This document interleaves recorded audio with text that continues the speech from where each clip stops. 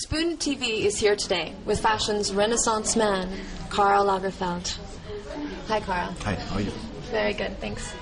You're a master at adapting to the ever-changing face of fashion. That's a job like another, Master, I don't know, but I like fashion, and I like what I like best about fashion is the evolution, is the change, and I like things to become different, to go with the spirit of time. I hate designers, and I would hate to have a job like this where you do something and say, this is my style and I don't change. No, you have to change because fashion is about change. And what is interesting, you must never start to compare your own work of the past to your present work. It's better or worse, nobody knows. It's different. And that makes fashion interesting. So a man that's moving forward, how do you keep finding innovative and fresh inspiration for each season? I think in terms of season, it was a problem. You have to be interested in what's going on. You have to see people who are interested in what's going on, who are part of that, who change. Everybody and everything what starts to be too well and too comfortably installed is something that becomes dangerous, you see. I'm very, could I say, opportunistic in a way, because I like change, so it's about going ahead, and people who don't go ahead, not that I don't see them anymore, but when I'm working and in the way I live, I like people who are interested in what's going on. And if suddenly people from the past cannot continue or not follow because they have other ideas and they think it was better before, then I see other people. The environment has to change because I am somebody who like change. I never compare anything. People say, elegance is dead. No, elegance has another face now. So the old face of elegance doesn't say anything today. Fashion is about change, and it makes fashion interesting. Okay. With all your wide ranges of interests as well, because I know that you have a boutique, a library that you recently opened. Yeah, but I was always a book freak. But that's very important too, to be interested in many things, because in this job, if you're not interested in many other things, you cannot do fashion, because fashion is the reflection of zillions of other elements in all kinds of areas. So, what are the other things that you're working on now? What other projects do you have in the works? I'm doing a lot of photos. And next week already I'm doing the Y2K's for 4 different magazines. And I do advertising campaigns. I'm working on several books. I'm publishing several books. I make books with sketches. So I really have many, many projects and hardly enough time to make it because, we do collection after collection. It's getting worse and worse because the dates, I have the feeling the dates become nearly stupid because we show the Y2K's now already the 11th, before it was 25th, 26th or something. For me it's too early. Then we have to show the first part of the ready-to-wear already around the 20th. Then it goes on in late September, early October, so it never stops. But I have nothing against it. For me it's okay. Because for me fashion and collections is a non-stop dialogue. And I very much against stopping people that I have to relax. You have to think it over a little, but a night can do. You don't need weeks for that. And I don't believe in people going to islands and sleeping on the beach and saying they're waiting for inspiration. I don't think inspiration is something that comes when you're waiting for it. You have to keep your eyes open, and then maybe in all what you see, feel and hear, you can find something that gives you the key for the next step. You had mentioned that you did ad campaigns as well, and I know you've done your own ad campaigns. I remember looking in a magazine and seeing an ad campaign that you did for Jean-Claude Chitois, which I think is very remarkable because you're not threatened by other designers and other creative talents. No, I think it's interesting what other people do. Maybe I'm pretentious, but I'm only interested in what I'm doing, and I like to look what other people do, but it's never something I compare with what I'm doing. It's okay what they do. For them, I couldn't do that, or I wouldn't do that, because I do what I do. That's very simple. That's why there is no competition. That would be grotesque. At my age and the time I'm in fashion, if I would have the feeling that I'm in competition, no, there is no competition. I don't believe in competition. But it is competition in the sense that for sales, you're competing with all the other designs that are out there. Yeah, but the fashion world needs different personalities. If not, it would be bore. So I don't impose anything. Nobody imposes anything. In fact, we all propose, and fashion comes out of all those propositions. Do you work with the web? Do you surf the web? People around me a lot. Personally, I don't have time enough to do it. Yes, it does and take also, a lot of time. I try to get away from computers a little for another reason, because my job is about combining ideas. The only thing a computer can do is combine ideas. So I should not get too familiar with it. So I have to keep a certain distance. And you can spend too much time doing it, and I have other things to do. Huh? Yes. Very dangerous. Yes. Huh? Very dangerous. It takes a lot of time. A lot. So I better have to do my homework. Huh? Yes, of course. You have many jobs that you have. Yeah. How many collections each season do you design? You know, not that many. I prefer not to count. I never count, you know. I'm not a champion who make 5 meter high or 6 meter high, you know. The number is not important. No, I do Fendi, I do Chanel, and I do Lagerfeld Gallery, whatever, on a more intimate scale, because I don't think you can make 3 big collections, but shouldn't do that. But every house includes cruise, first part, second part, first part, second part. Chanel has couture for twice that. So, I mean, that makes a lot of collection, but I never count. I just go ahead.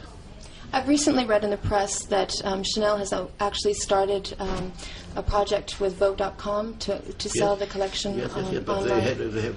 they do something themselves too, but I'm afraid they think on Vogue is better. And do you think that there's a real future for high fashion and e-commerce? For high fashion, I really don't know, because Chanel is not only about high fashion. Chanel is about ready-to-wear, it's about beauty, about so many things. But if high fashion is part of the future, it will be part of their future too. But the whole world is changed because of all those new technologies, and nothing can be excluded. Everything included will be on a dead way. Huh?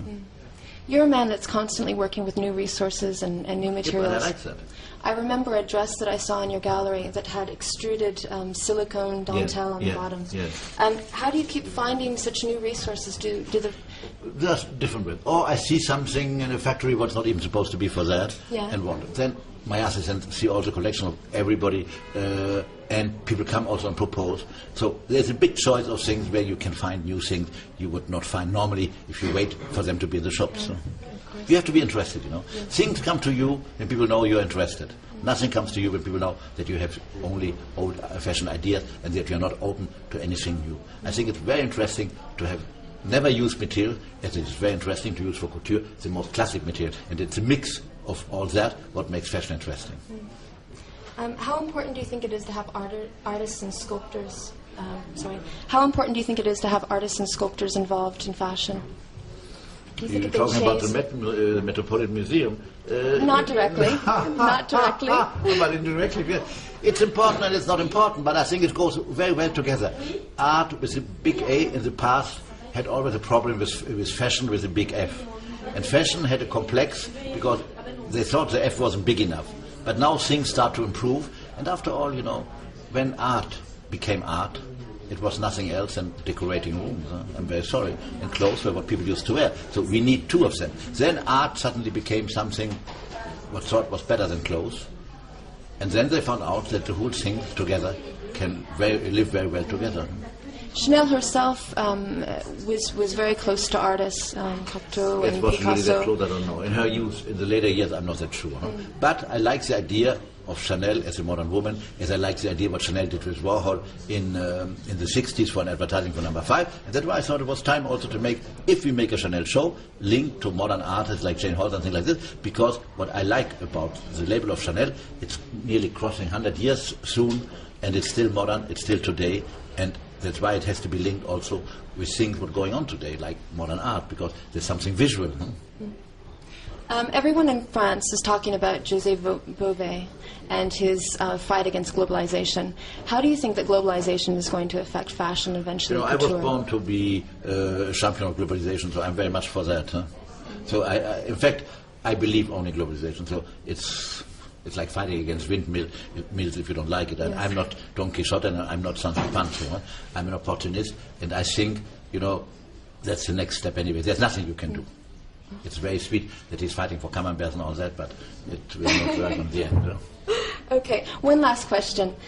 For years people have been saying that fashion is dying, but I remember a photo shoot that you did with Nicole Kidman, who's a big client of fashion, or for haute couture rather. And do you think that this new interest from young Hollywood in haute couture might just save haute couture? It's a little like in the, I don't know if it's save haute couture, because in the beginning of your question you said fashion, you didn't say couture. Huh? Yes. So fashion will always die and will always start again, because I'm afraid it's in human nature, and people have a need for fashion, because it's normal. And when people say there is no fashion anymore, it's still the fashion of no fashion, but still a fashion. And I don't know if the actresses saved couture, but they gave lots of people already an idea of modern beauty, elegance, what elegance can be today and all that. And that's why girls like Mrs. Kidman or Julie Moore and all those people are very, very, very important. Julie Moore are very important because they give an image through the medias of what would be from another area, because in the 30s and 20s it was promoted on society later. But today people want to see things on another kind of woman. Like during the Depression in America, they wanted to see it on actresses in Hollywood. They had no money to buy something, but they liked the idea of seeing Garbo beautifully dressed by Adrian, even and all those things, even if themselves they could only buy a little lipstick from Elizabeth Arden. Exactly. Well, I'm happy to say today that you are definitely helping fashion move forward. It will always move forward, because backward is the forward, because it means it can reinterpret things of the past, but they never look the same. I think fashion is something what cannot, it can look backward, but can never go backward. But it's different movement. For me, fashion is like a sea with waves, you see, ups and downs. Thank you very much, Karl. Nice to see you. Nice to meet you. You know, it's better not to do that before. Yes. I hate that. Yeah. Oh, thank you very much. But nice to... Yeah.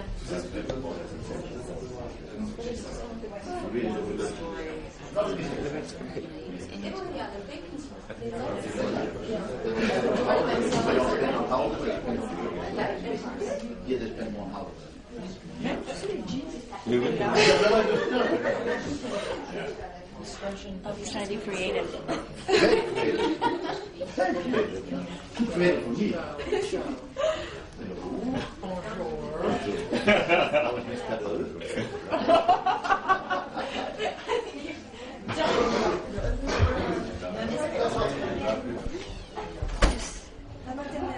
Il se passe.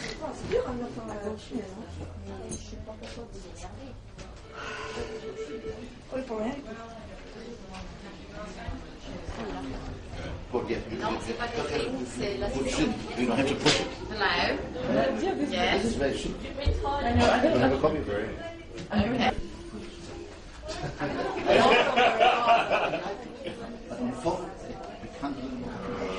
Yeah, well, I know, but you know the girl who was taking the picture of Thea Sullivan. But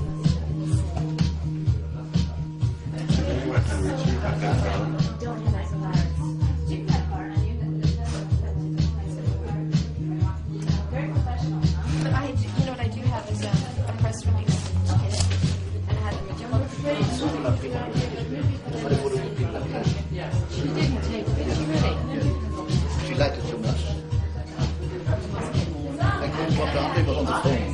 Really? Yes, exactly. But it's not really color. We can't speak the show. But working class is working class. Hey, I thought I would drop off some. Did you notice that in the restaurant there's no more spoons?